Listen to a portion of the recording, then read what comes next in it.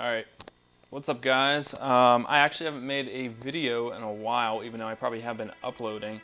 A lot of the videos that you're seeing right now have been they've been shot way in the past, probably a couple weeks at this point, and they're all just being uploaded right now. So this is a more recent video. This is going to be the end of May right now.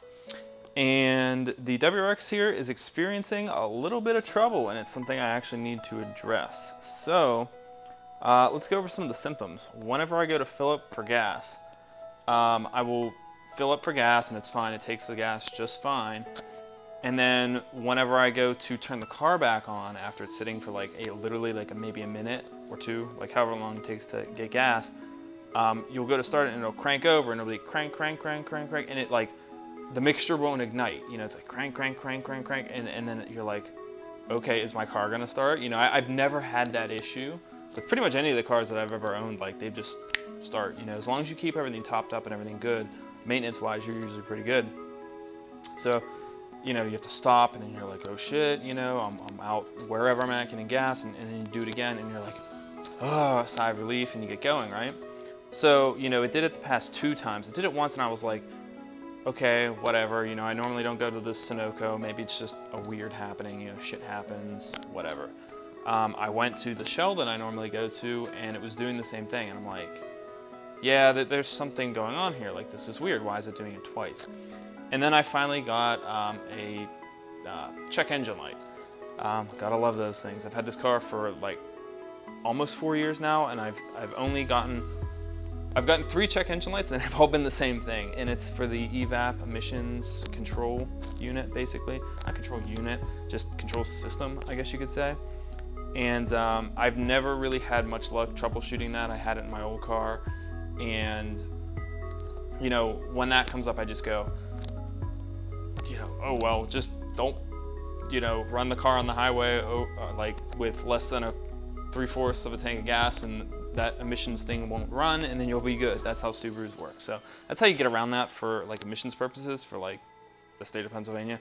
Just that's how you get the thing ready. You kind of just run the car with 3/4 of a tank of gas and don't let it go underneath that. Go run it on the highway with like a full tank of gas, and all the other emissions monitors will go to ready status, and then you can get your little sticker and be on your way. And that is completely legal. But this is more of an issue because I checked out my long-term fuel trim. I can't think today. The long-term fuel trim that is in the access port, and they've all kind of been slightly positive, but now like AF Learning 1A, which is like at idle, is totally pegged at 15. It's maxed out. Like 15% is the max the computer basically can correct over the long term for any fueling. So basically I have a big vacuum leak somewhere, and surprisingly the code that I'm getting is the P0457, which is the evap code for a large leak, and that would be a leak like for your gas cap. So I tried changing out the gas cap. I actually have the old one here, which I believe this is an OEM one from Subaru, and this one's gonna go back on because it's got the little tether and it's awesome, and I don't think this is the issue. But I had another one. There's one actually on the car, but I have these stamp ones from another car. You just put them on, they're all the same. And I tried that thinking that would fix the issue, and it did not fix the issue. So then I was like, okay, well, what else can I do? You know, like the check engine light came back on today, and I was like, oh, it's not that. Like maybe it's the charcoal canister. And if you know anything about cars and stupid emission crap, there is, I mean, even look up here, there are lines everywhere, and some of these are emission lines, and there are lines running underneath your car to the back to this canister, this charcoal canister in the back, and in your gas tank, and all. Like there's so many lines, and basically all that code is saying is, oh look, one of these is leaking somewhere, and you're like, really? So I popped the engine bay, and I'm literally in here spraying around for vacuum leaks because, you know, I get the fuel trim thing, and I found that separately, and I was like, okay, well maybe I have a leak somewhere. So I'm literally spraying up here where my loose gauge is, and I'm spraying everywhere with carb cleaner with the engine on, trying to get it to idle weird because that indicates a leak. You know, that indicates that carb cleaner is getting in and it's getting burned up, and that's changing your idle a little bit. And nothing, it's perfect. Like everything is perfect. I haven't had a smoke test or a boost leak test yet. I got one scheduled down at Moore, and that's going to be on June 6th. I still think I'm going to take it. Maybe I can get in sooner, but still think I'm going to take it there and just check it out. It's never had one done, so I kind of want to see what it gets, see if there are any leaks anywhere. But what I think my issue here is I went in here and I kept hearing a noise coming from this area. It's more like a mechanical noise. It's not a hissing noise. It's a mechanical noise, and I was like, okay, well, what can that be? Because I'm putting my ear right up against in this area, but there's something here, there's something there, and there's all these things. I'm like, well, what are these things? They're like emissions-related things, but they're emissions-related things, but they're also attached to vacuum here, as you can see. These are piped back into your intake. Well, what I've seen online is you can actually remove this. Okay, so that's what we're gonna do today, actually right now. We're gonna remove this and block all these off. And eventually I'm gonna pipe this, get rid of all this shit, put this back on here and pipe this over to here so we're all good, and probably put the boost gauge on this or something like that. But for now we're gonna get rid of this because I'm pretty sure this purge valve right here is faulty, and that's what's making all the noise. There is actually a solenoid down below it. You need that because that is actually what's triggering the code. And the thing with the code is, code's not coming on all the time. I drove it home today after resetting the code, and for 10 miles, it didn't come on. So it would immediately come on if that solenoid was not working at all.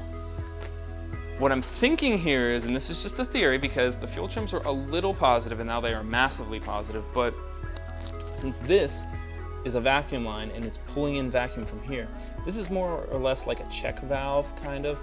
It will allow shit to be released out of it, but if it's closed, it will not allow vacuum to be pulled out of it. Well, what's happening is if this is broken and there's a diaphragm in there, if that's moving weird or it's stuck or whatever the heck it is doing at this point, you're essentially pulling air from your gas tank. You have a vacuum leak, not to the outside, not to the atmosphere, but it's pulling like fumes from your gas tank, and that's where that extra air is coming in, and that's your vacuum leak.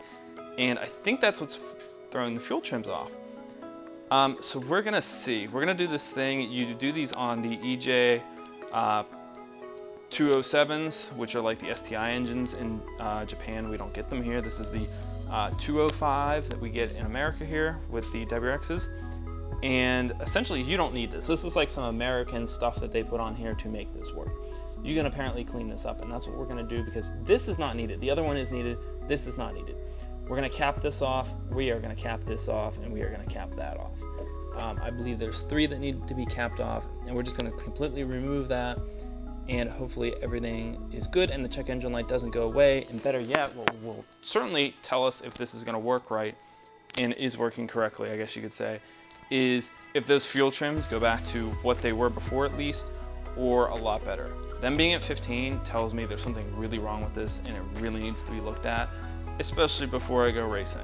So let's get to work. I actually went down to AutoZone after work today and I picked up, if we're gonna do this, we're gonna do it right, for $2. So I picked up some of these rubber vacuum caps. Hopefully this biggest one here is gonna fit on this one right here, and some of the little ones there will work on the little ones, but I mean literally this was like $3 with tax total.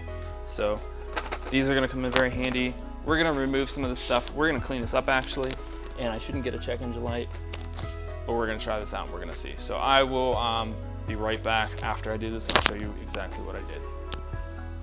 Okay guys, so I went ahead and did what I was going to do, and this is the stuff that I took off. Took off this guy. You won't get the light in your way there. Took off this guy, which I think you probably can't hear, but this seems to be making some noise. I took off this hose, and a clamp. But I'll show you where those came from. So this up here is now, that T is still in there, and it's sectioned off with a blocker on it here. This one right here, that is now sectioned off, and if you look way down there on that blue one, That one now has one on it, but it doesn't have a zip tie on it because it's going to be hard to get to. So I'm going to make sure all of this works. I'm going to turn the car on right now, and I'm going to reset the ECU, and I'm going to make sure this idle's okay. And then we're going to, you know, just pray that everything's good. And then also what I got to do is I got to put the AC belt back on here because I actually had to lower that to get to that one down there. But I'm going to tighten all this back up, and then I'm going to start the car and see if any check engine lights come back on. All right, guys. So I have done what I needed to do in the engine bay, and now we're going to reset the ECU and make sure everything's working and turn the car on. Just so you guys know what I'm looking at here, here's my AF Learning 1, it's 13.2. That's actually better than it was because it was pinged out at 5. 4.7, 6.0, and what was actually being applied was 12.5. So it's not working good at all. We're going to go ahead and reset this because we've gone ahead and changed the intake track, the way that things are working. Reset ECU. Okay, so what I got to do now is turn the car off. Turn it in the off position for a few seconds here, and to let this kind of jump out of its view of what's going on in the engine. And I'm hoping this works. I'm hoping the car just runs right, and I hope it pulls more vacuum is what I'm hoping for right here. Okay, so let's go ahead. We're going to turn back into the on position. We're going to go to the monitor, live data. We're going to make sure these are cleared out. Okay, so we're at 0. Okay, moment of truth. Let's turn this on.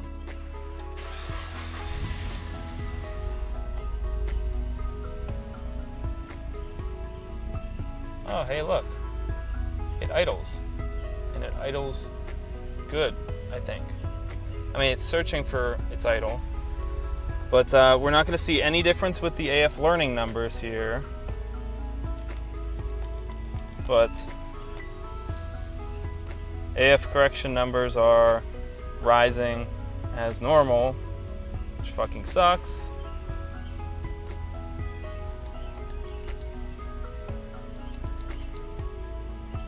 We shall see. And we will take it for a test drive here, and I'll report back to you what's kind of going on with this. But hey, no check engine lights. If anything, I think out of this, maybe it'll fix the check engine light thing.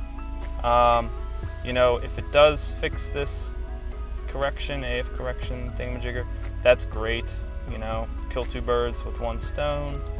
Really looking for these AF Learning numbers not to populate back.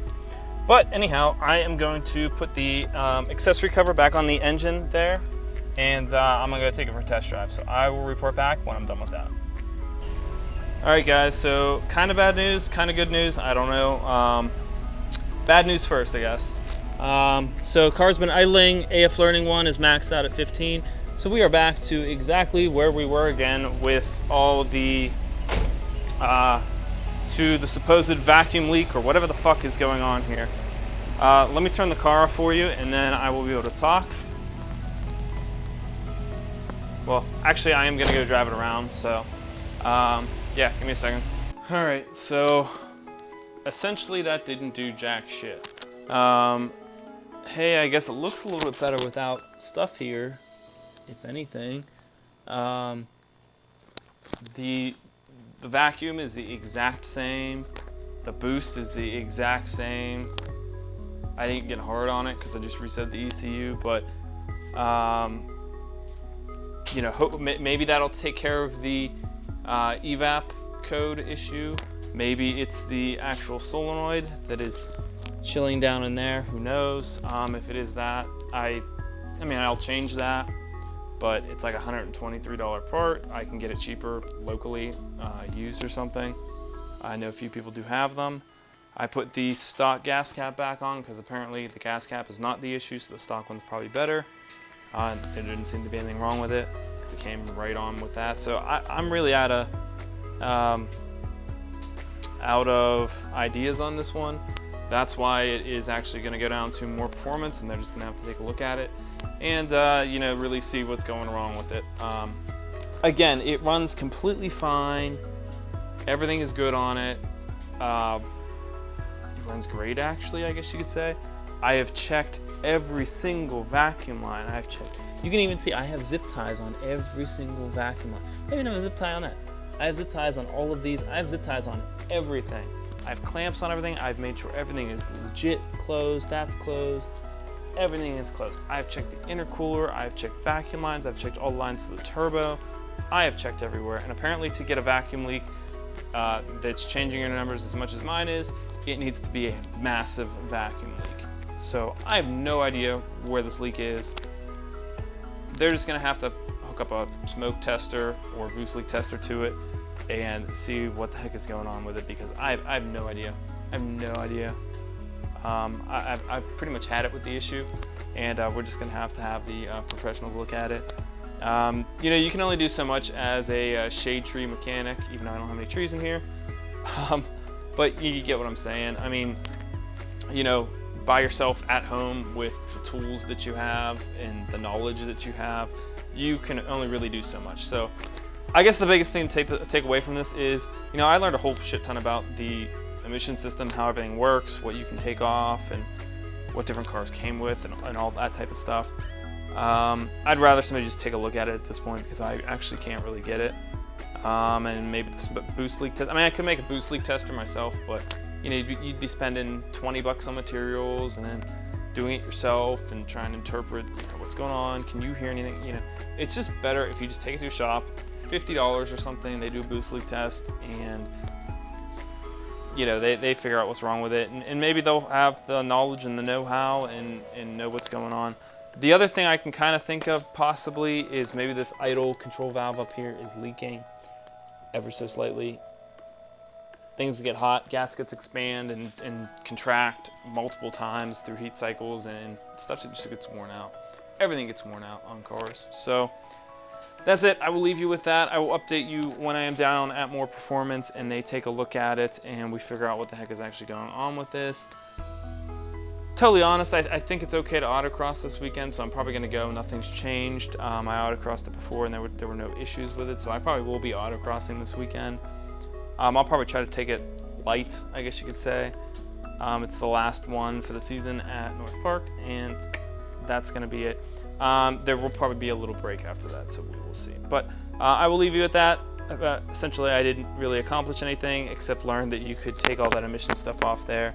And if there was any type of vacuum leak, I guess it might have been, at least there, would have been fixed. But it was not there, nor do I think it is anywhere else that I can see. So, peace out, guys, and I will talk to you guys later. See ya.